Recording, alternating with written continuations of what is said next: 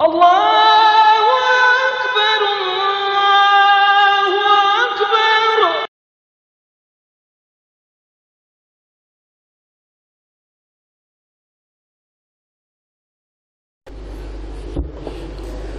أعوذ بالله من الشيطان الرجيم.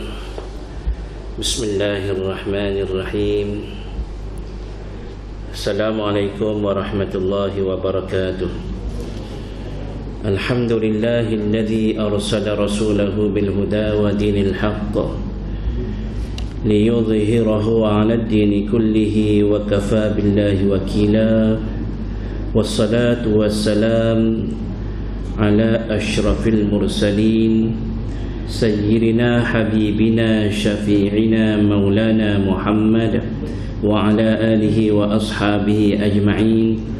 سبحانك لا علم لنا إلا ما علمتنا إنك أنت العليم الحكيم، ولا حول ولا قوة إلا بالله العلي العظيم. رب يسر ولا تعسر، رب تمم بالخير. قال النبي صلى الله عليه وسلم: اقرأوا القرآن فإنه يأتي يوم القيامة شفيعا لأصحابه. Bacalah kamu akan Al-Quran, kerana sesungguhnya Al-Quran itu akan datang ia pada hari kiamat mencari tuan yang membacanya untuk memberi syafaat kepada si pembaca ketika berada di negeri akhirat. Yang dihormati Tuan Imam, Ahli Jawatan Kuasa Masjid Mukim Lundang, hadirin hadirat yang dirahmati Allah Subhanahu wa taala. Alhamdulillah, pada pagi ini Allah Subhanahu wa taala masih lagi memberi keizinan kepada kita untuk sama-sama kita hadir ke rumah Allah Subhanahu wa taala. Kita sempat solat sunat sebelum subuh, yang mana solat sunat sebelum subuh ini pahalanya amat besar di sisi Allah SWT. Kalau dibandingkan langit dan bumi ini dengan sembahyang yang 2 rakaat sebelum subuh, maka pahalanya melebihi, kalau boleh dilihat, melebihi nilainya daripada langit dan bumi ini. Alhamdulillah, pada pagi ini sempat kita sembahyang sunat subuh. Dan juga tuan-tuan semua, alhamdulillah, pada pagi ini Allah SWT memberi keizinan kepada kita untuk solat berjamaah subuh. Alhamdulillah. Dan juga di pagi ini juga Allah SWT masih lagi memberi peluang kepada kita ruang masa, dan kita kekalkan posisi kita berada dalam masjid ini. Kita sama-sama mentadabbur ayat-ayat Allah Subhanahu wa taala, insya-Allah surah Al-Haqqah sebagaimana yang dibaca oleh imam rakaat pertama dan kedua tadi. Kita insya-Allah akan tadabbur pada ayat yang ke-25, bermula ayat 25 sehingga ayat ke-37 pada muka surat 567 surah Al-Haqqah, juzuk ke-29. Pada rakaat kedua tadi imam menyambung ayat ke-25. Kita akan mula di situ. A'udzu billahi minasyaitonir rajim. Wa amma man utiya kitabahu bishimalihi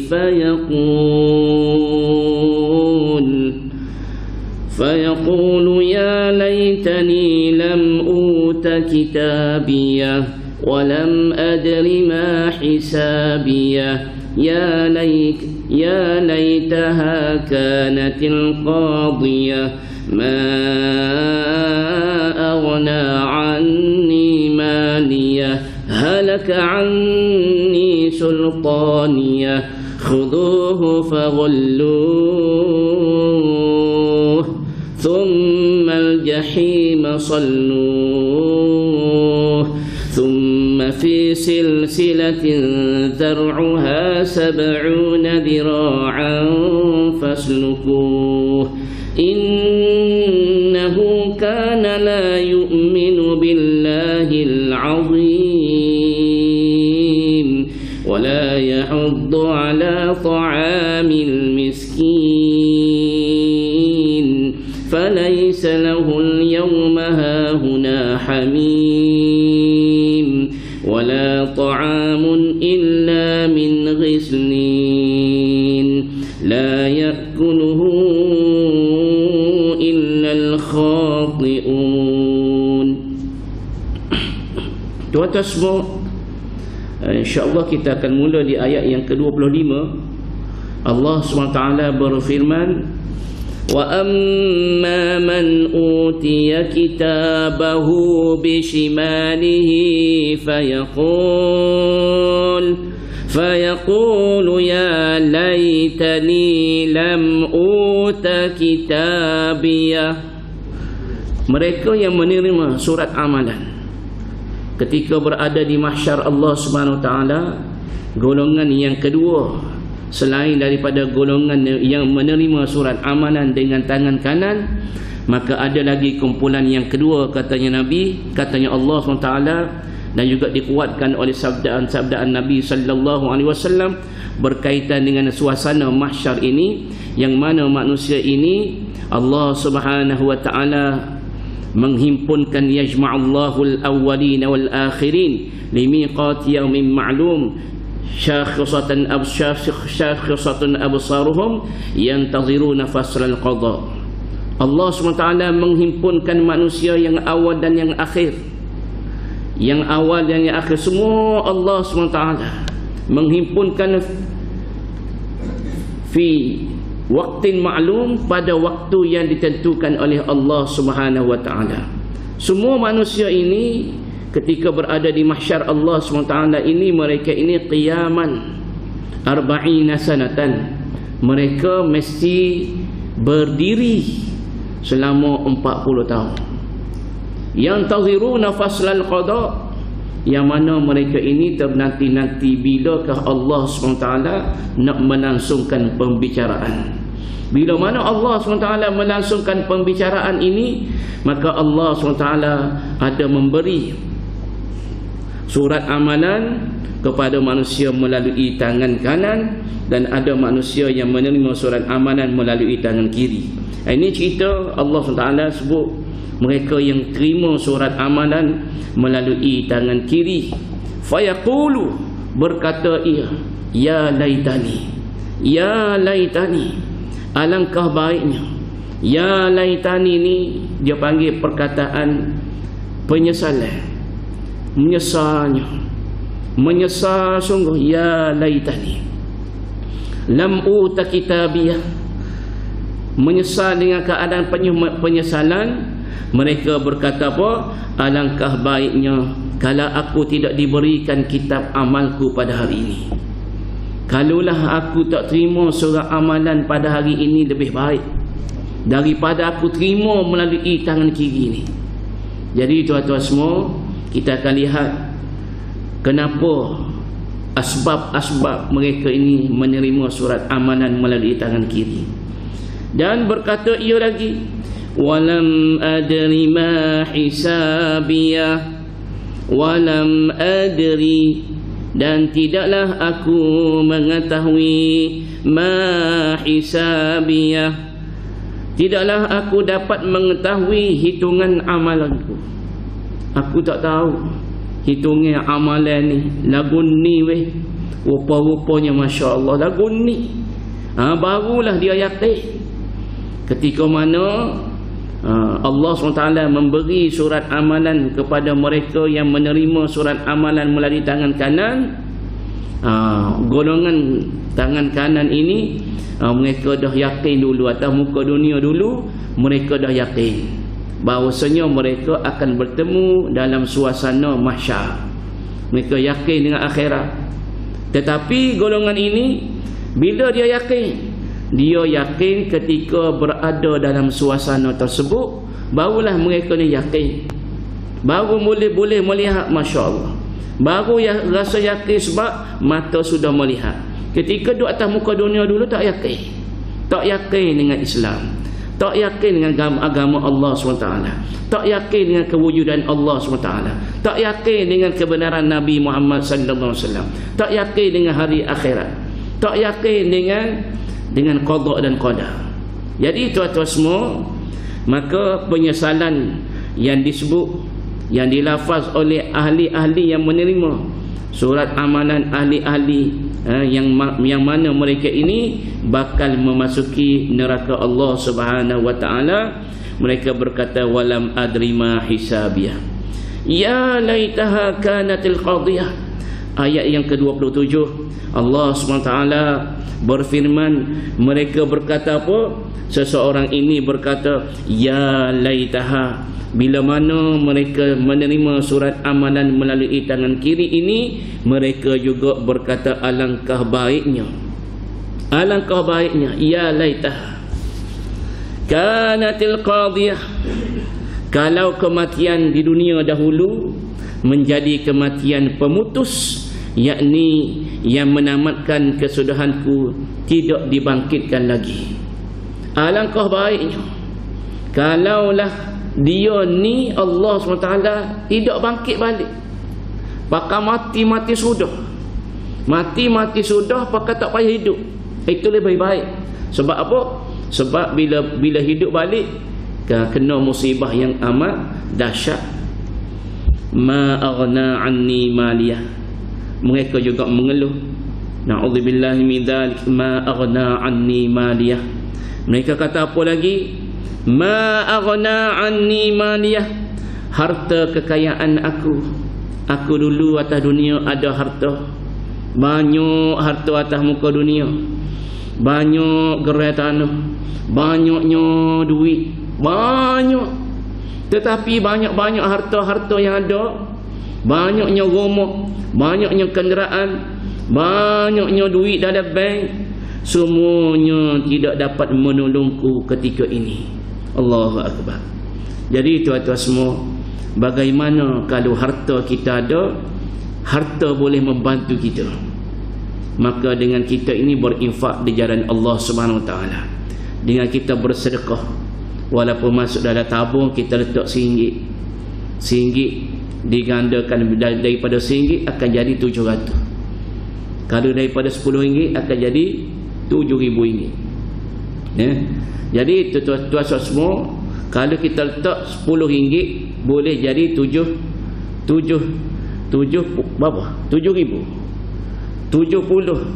kali ganda. Kalau kita letak RM1 700, banyak 700. Kalau kita buat perniagaan, kita nega, modal kita RM1, logik ke tidak?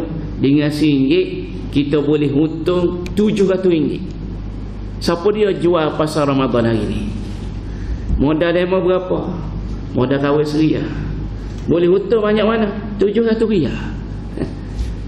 RM700 tak masuk akal. Kalaulah kita berniaga dengan Allah Ta'ala, lan tabur, Allah SWT sebut perniagaan dengan Allah, bisnes dengan Allah tidak sesekali akan rugi. Sampai bila? Sampai akhirat tak akan rugi. Jadi tuan-tuan semua, maka kita ni orang yang beriman kena yakin dengan suasana yang akan kita tempuhi bersama, iaitu mahsyar Allah SWT, hisab Allah Subhanahu Wa Taala. Jangan kita jadi golongan yang menerima surat amalan melalui tangan kiri. Mereka berkata, alangkah baiknya kalau kematian di dunia dahulu menjadi kematian pemutus, maknanya tidak akan dibangkit lagi dah diriku ini. Ma aghna anni maliyah, harta kekayaan aku yang aku miliki atas muka dunia dulu banyak, tidak dapat menolongku pada hari ini. Halaka anni sultaniyah, kuasa-kuasa aku dan hujah-hujahku membela diri telah binasa dan hilang lenyap daripadaku. Kalau dulu atas muka dunia aku ada lawyer, aku boleh bayar lawyer. Salah apa dia, tak pusing, tak bimbang, boleh bayar lawyer. Lawyer boleh bayar RM10,000, boleh RM20,000, boleh RM100,000, boleh lepas. Bunuh orang boleh lepas. Duduk atas muka dunia. Jadi bila di akhirat nanti mereka kata apa dia? Halaka anni sultaniyah. Jawatan-jawatan aku, kuasa-kuasa aku, hujah-hujah aku atas muka dunia dulu, penghujah yang protek aku, yang boleh melindungi aku atas muka dunia dulu, semuanya tak ada apa, semuanya hilang lenyap daripada aku hari ini. Maka tuan-tuan semua, maka bila mana kita tengok rintihan ini, halaka anni sultaniyah, maka Allah Subhanahu wa taala berfirman kepada malaikat. Allah Subhanahu wa taala sebut, khuduhu faghulluh.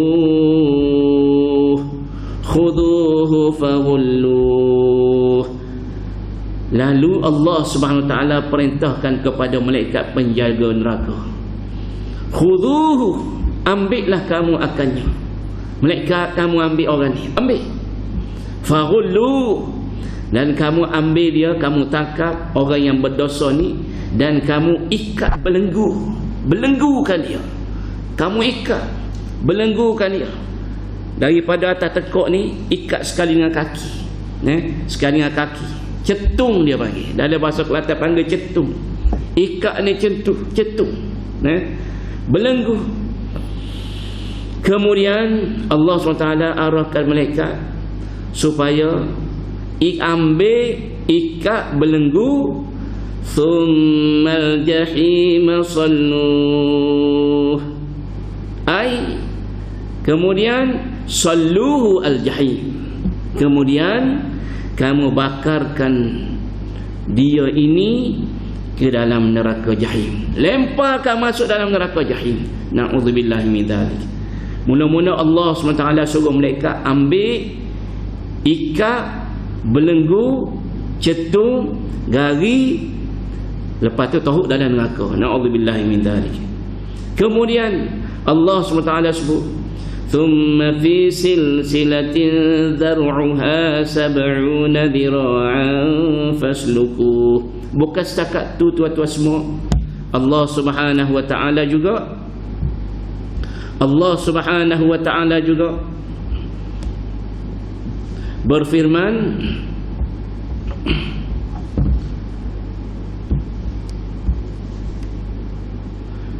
thumma fi silsilatin dhar'uha 70 dhira'an faslukuh.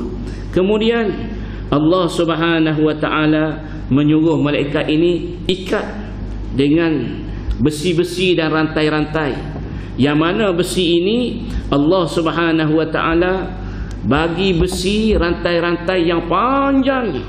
Panjang mana? Panjangnya 70 hasta. 70 hasta. Tuan-tuan semua, bila kita melihat cerita yang diceritakan oleh Nabi sallallahu alaihi wasallam, penduduk neraka ini Allah Subhanahu wa taala besarkan. Allah Subhanahu wa taala besarkan penduduk neraka. Di antara hadis yang Nabi sallallahu alaihi wasallam cerita, gigi gerham ataupun gigi taring, gigi gerham ini, ahli neraka ini Allah Subhanahu wa taala jadikan besarnya sama besar dengan bukit Uhud. Gigi gerham, kalau kita boleh lihat, gigi itu sama besar dengan bukit Uhud. Tak masuk lagi dengan kepalanya, tak masuk lagi dengan bodinya, tak masuk lagi dengan ketinggiannya. Bau gigi itu. Kenapa Allah Subhanahu wa taala besarkan penduduk neraka ni? Sebab api neraka tu besar. Api neraka tu besar, maka Allah Subhanahu wa taala jadikan penduduk neraka ini besar supaya Allah SWT memberi azab dengan secukup-cukupnya. Na'udzubillahi min dzalik. Dari sudut cutting, dari sudut comelnya memang tidak comel. Sebab body dia ni seperti bukit, katanya Nabi. Seperti bukit. Besar di bawah, kecil di atas. Kalau kita tengok penduduk syurga, cuttingnya comel, bentuk tubuhnya comel, cantik, comel. Yang mana sekali toleh si suami ataupun si isteri, bila melihat isteri dia, melihat suami dia, bila dia toleh ke arah lain, maka dia toleh pula 70 kali comel, 70 kali handsome, 70 kali money, berbanding dengan tolehan yang sebelum tu.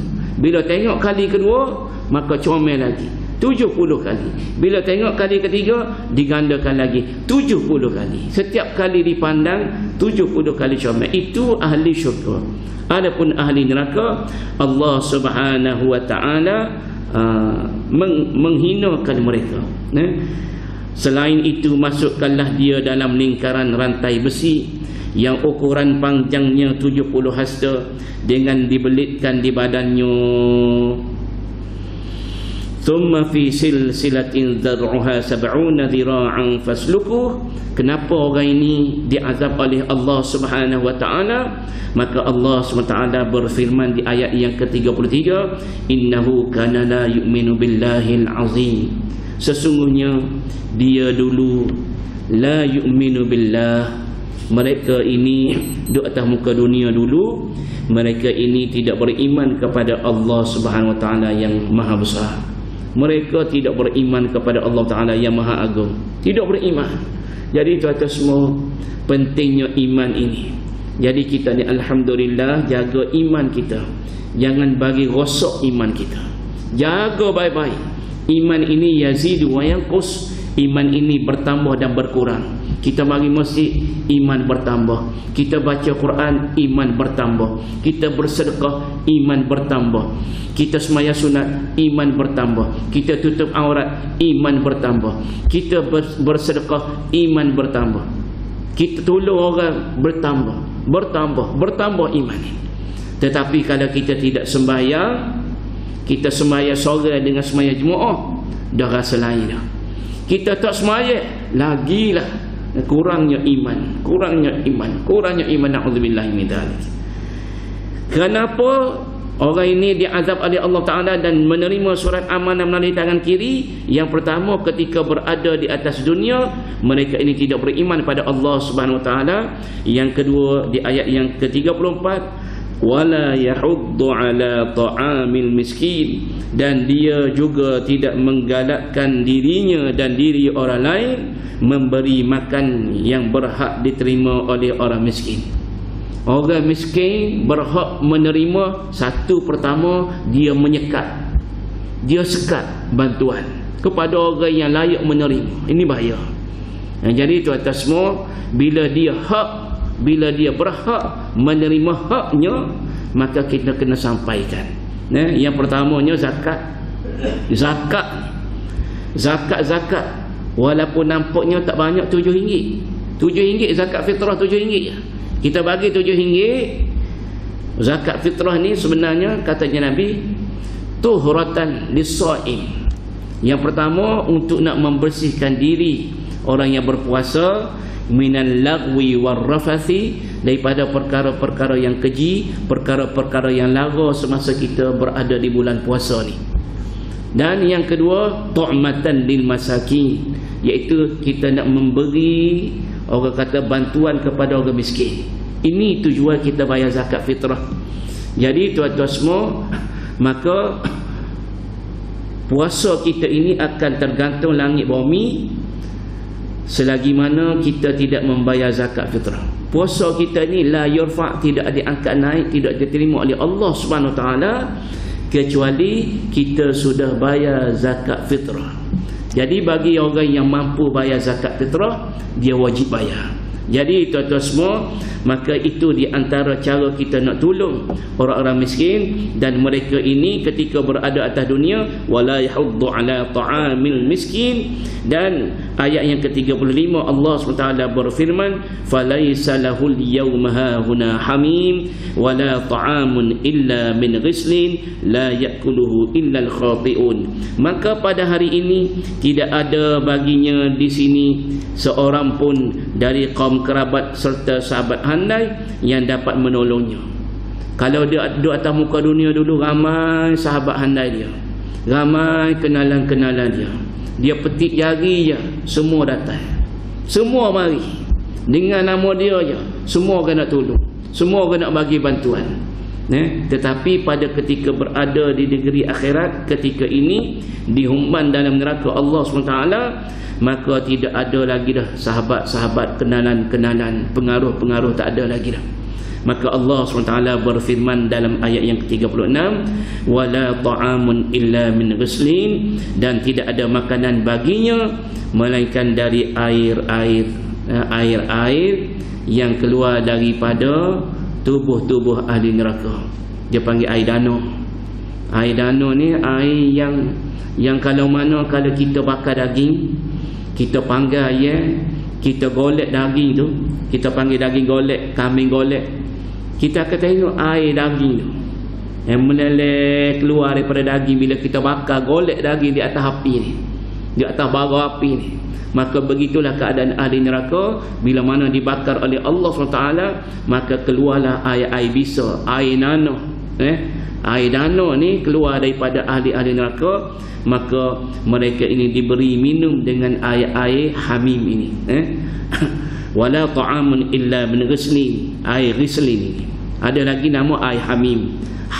Air hamim dia panggil air yang dituai di atas kepala. Bila mana mereka nak minum, mereka akan cuah di atas kepala mereka air hamim, air yang mendidih. Bila mana air ini masuk melalui rongga-rongga, kalau masuk ikut rongga, katanya hadis Nabi, bila mana air ini masuk melalui rongga mata, rongga hidung, rongga mulut, rongga telinga, maka dia akan mengalir masuk dalam perut, dan dia akan memecahkan perut, dan laluan-laluan dia lagi memecahkan paha-paha, memecahkan lutut-lutut dan betih-betih dan kaki-kaki. Ini air hamim. Dalam ayat ni Allah Ta'ala sebut wala ta'amun illa min ghislin.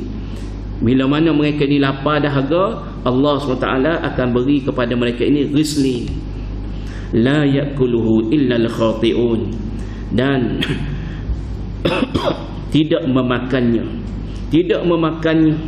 tidak diberi kepada selain daripada mereka ini. Ghislin ini, iaitu air danau ni, tidak diberi kecuali orang-orang yang melakukan perkara-perkara yang salah, al-khati'un, orang-orang yang berdosa, yang dihumban masuk dalam neraka Allah Subhanahu wa taala. Jadi tuan-tuan semua, maka kita kena berhati-hati.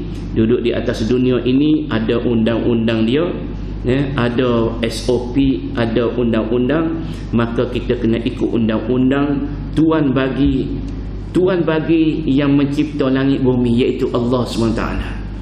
Kita tidak boleh nak buat undang-undang kita sendiri, kita tak boleh nak buat cara kita sendiri, tetapi kita kena ikut cara Allah Subhanahu Wa Taala, apa yang dikehendaki oleh Allah Subhanahu Wa Taala, peraturan-peraturan daripada Allah Subhanahu Wa Taala.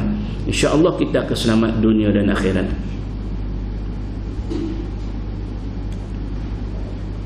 Jadi tuan-tuan semua, hamba rasa sepada tu dululah kuliah dan juga tadabbur surah Al-Haqqah pada pagi ini, dan insya-Allah kita akan sambung pada minggu hadapan, dan hamba rasa minggu hadapan minggu terakhir aku.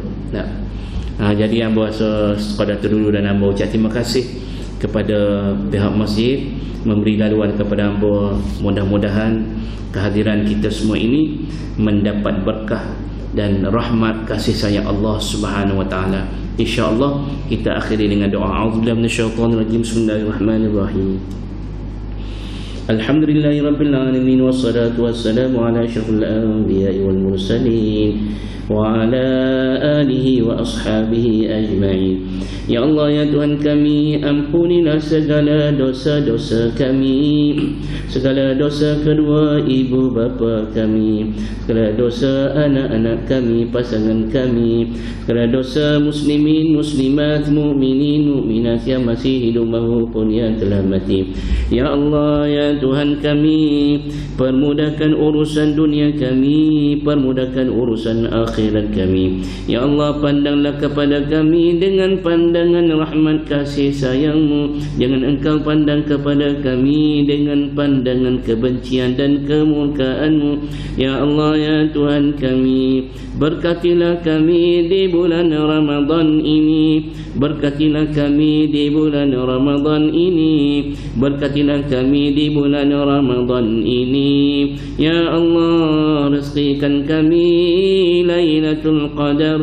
Rizqikan kami Lailatul Qadar. Rizqikan kami Lailatul Qadar birahmatika ya arhamar rahimin. Ya Allah, terimalah ibadah kami, terimalah puasa kami, terimalah qiyam kami, terimalah sedekah kami, terimalah pengajian kami, terimalah niat kami, terimalah i'tikaf kami, terimalah doa kami ya Allah. Doa untuk dunia kami, doa untuk akhirat kami birahmatika ya arhamar rahimin. Ya Allah, masukkan kami ke dalam syurga-Mu, masukkanlah kami ke dalam syurga-Mu, masukkanlah kami ke dalam syurga-Mu. Jauhilah kami dari azab neraka-Mu, jauhilah kami dari azab neraka-Mu, jauhilah kami dari azab neraka-Mu birahmatika ya arhamar rahimin. Walhamdulillahi rabbil alamin. Wassalamualaikum warahmatullahi wabarakatuh.